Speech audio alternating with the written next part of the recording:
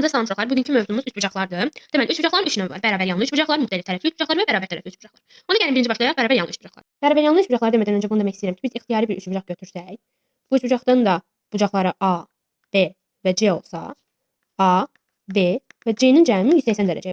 İndi isə keçək bərabər yanlı üçbucaqlara. Bərabər yanlı üçbucaqlarda təpədən çəkilmiş median, hündürlük və tənbölən üst üstə düşür. Burada qeyd etmişəm.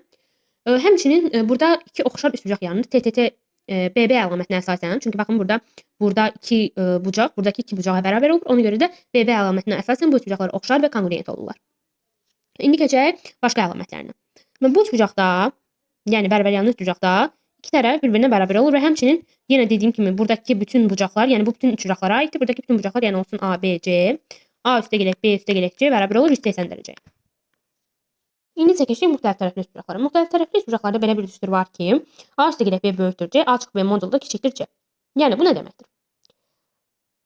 Yəni burada 3 4-ü A və B-nin yerinə qoysaq, C-ni də bura qoysaq, bax görək düz alınırmı? 3 üstə gələk 4 7 edir. 7 5-dən böyükdürmü? Bəli, böyükdür. 3 çıx 4 modulda, yəni 1 -1 edir. Modulda isə həmişə müsbət həcə çıxdığı üçün 1 edir.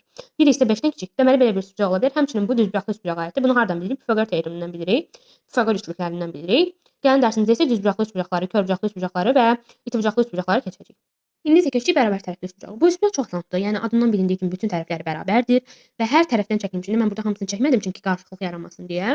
Hər tərəfdən çəkilmiş median, hündürlük, tənbələn üst üstə düşür və bütün bucaqları 60 dərəcə olur. Niyə? Çünki biz bilirik ki, üçbucağın daxili bucaqlarının cəmi 180 dərəcədir və bütün tərəflər də bərabər olduğu üçün bütün bucaqlar da bərabər olur və ona görə də 183-ə bölürük edir 60 dərəcə. Dediyim kimi gələn videomuzda düzbucaqlı üçbucaq, körbucaqlı üçbucaq və itibucaqlı üçbucaqları keçəcəyik.